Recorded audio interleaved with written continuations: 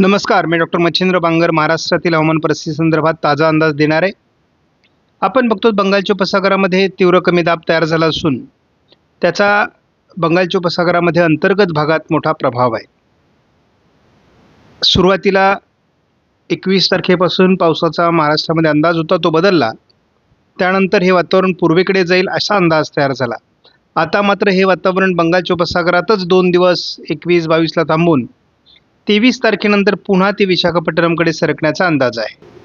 आपण 18 तारखेपर्यंत जर संपूर्णपणे महाराष्ट्राचा पावसाळी अंदाज बघितला तर महाराष्ट्रामध्ये कुठल्याही जिल्ह्यामध्ये पावसाची नोंद झालेली नाही. सीझनल मॅपमध्ये मात्र कोणताही बदल नाही. ज्या जिल्ह्यांमध्ये सरासरीपेक्षा जास्त पाऊस झाला आहे तो आपण प्रत्येक आठवड्यामध्ये दाखवलेला आहे. खास करून मराठवाडा, विदर्भ या ठिकाणी पावसाची सरासरी कमी आहे. तर उत्तर महाराष्ट्र आणि कोकण या विभागात यावर्षी मान्सून उत्तर म्हणजे मान्सून नंतरचा जो पाऊस झालेला आहे तो अधिक झालेला आहे. मॉडेलने उद्या 20 तारखेला उत्तर महाराष्ट्रामध्ये थंडीची लाट कायम दाखवलेली आहे. जवळपास मध्य महाराष्ट्रापर्यंत ती असेल.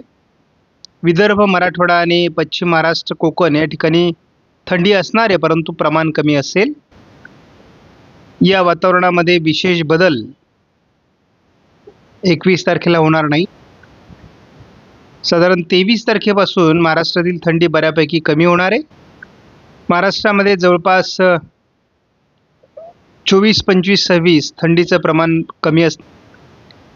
नाशिक विभागातून थंडीला पुन्हा 28ला सुरुवात होईल आणि उत्तरेकडून म्हणजेच उत्तर महाराष्ट्र, मराठवाड्याचा उत्तरेकडील भाग, विदर्भ या ठिकाणी पुन्हा थंडीची लाट 29ला वाढणार आहे. GFS मॉडेलने विशाखापट्टणमच्या दरम्यान असलेलं कमी दाबाचं क्षेत्र हे पूर्व भारताकडे जाण्याचा अंदाज दिलेला आहे. 20 तारखेला ते तीव्र स्वरूप धारण करेल. 31 तारखेला बंगालच्या उपसागराच्या उत्तरेला त्याचा प्रभाव असेल. GFS मॉडेलनुसार 22 तारखेला ते पूर्व भारताकडे सरकत आहे. जवळपास 25 तारखेपर्यंत याचं अस्तित्व संपलेलं असेल. मात्र 26 तारखेला एक कमी दाबाचं 26 तारखेला एक WD मध्य भारतावर सक्रिय होईल. 27 तारखेला त्याचा प्रभाव वाढेल. 28 तारखेला हलकंसं त्याचं अस्तित्व असण्याची शक्यता GFS मॉडेलने मान्य केली आहे. आपण बघतो की ECMWF मॉडेलनुसार विशाखापट्टणमच्या दरम्यान सध्या उद्या तीव्र अशा प्रकारचं कमी दाबाचं क्षेत्र सक्रिय राहणार आहे. 21 तारखेला पुन्हा एकदा ते बंगालच्या उपसागरात सरकेल. बऱ्यापैकी त्याचं अस्तित्व कमजोर होण्याची शक्यता 22 तारखेला आहे. मात्र 23 तारखेला पुन्हा एकदा ते विशाखापट्टणमकडे सरकताना दाखवण्यात येत आहे. 24 तारखेला आपण बघतो पुन्हा एकदा ते किनारपट्टी भागात सक्रिय होण्याची शक्यता आहे. 25 तारखेला आपण बघतो की विशाखापट्टणमकडून एक हलकं वातावरण महाराष्ट्राच्या दिशेने सरकू शकतं. 26 तारखेला साधारण महाराष्ट्रामध्ये दक्षिणी भागाकडून पावसास अनुकूल ढग निर्माण होतील. या मॉडेलने 27 तारखेचं जे पावसाळी वातावरण आहे त्याचा अंदाज अद्याप कायम ठेवलेला आहे. उत्तर भारतात WD, दक्षिण भारतात हलका कमी दाब आणि महाराष्ट्रातून ट्रफ लाईन गेल्यामुळे महाराष्ट्रात पावसाची शक्यता असा हा अंदाज आहे. 28 तारखेला उत्तर भारतापासून तर दक्षिण भारतापर्यंत महाराष्ट्राहून ट्रफ लाईन जात असल्यामुळे महाराष्ट्रात पावसाचा अंदाज कायम आहे. 29 तारखेपासून मात्र याचा प्रभाव कमी होणार आहे. याचा अर्थ या वातावरणाची शक्यता आहे. यापुढे उत्तर भारतात प्रभावी WD आले आणि त्याचा प्रभाव मध्य भारतावर तयार झाला तरच महाराष्ट्रामध्ये पावसाचं वातावरण तयार होईल, अन्यथा पावसाचं वातावरण तयार होणार नाही. मात्र उत्तर भारतात WD तीव्र झाल्यामुळे थंडीचं प्रमाण वाढेल. या काळातले अंदाज सारखे बदलत असतात. त्या पार्श्वभूमीवर आपण अंदाजाची अपडेट पाहणं महत्त्वाचं असतं, कारण आपण दररोज अंदाज देण्याचं कारणच ते आहे की हवामानाचे बदल होतात ते आपल्या लक्षात यावेत आणि त्यावर आपलं सातत्याने लक्ष असावं. 25 तारखेपर्यंत कुठल्याही प्रकारचं पावसाळी वातावरण महाराष्ट्रात दाखवण्यात आलेलं नाही. मात्र हा अंदाज थोडा पुढे सरकवला तर मात्र आपल्याला थोडं नंदुरबार, जळगाव, मालेगाव, अकोला, अमरावती, छत्रपती संभाजीनगर, बीड, जालना, बुलढाणा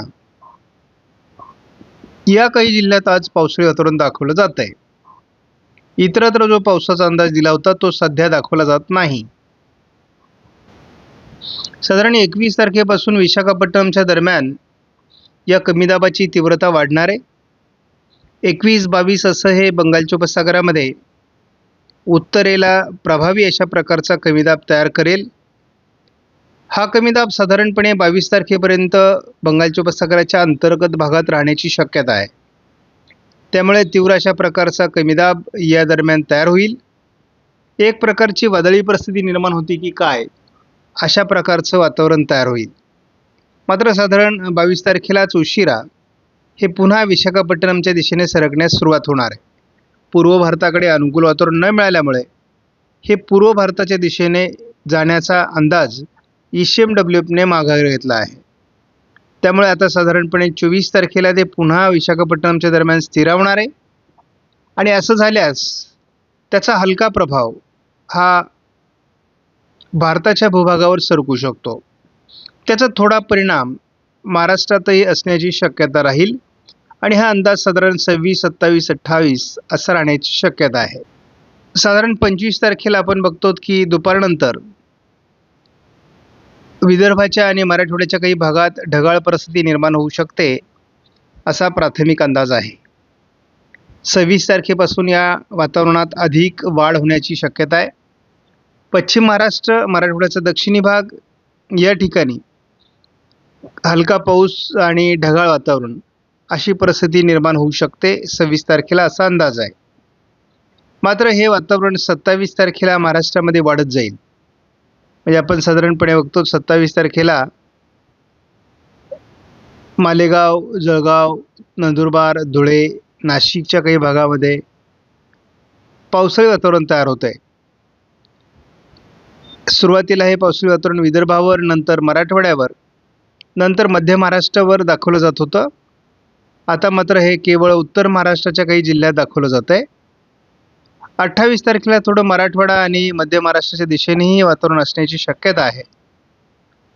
परंतु याचा प्रभाव कमी होताना दाखवला आहे कालच्या तुलनेमध्ये. त्यामुळे साधारणपणे परभणी, नांदेड, अहिल्यानगर, बीड याच्या काही भागात ढगाळ परिस्थिती असेल. काही ठिकाणी हलका पावसाचा शिडकावा देखील होईल. फार मोठं पावसाळी वातावरण नाही.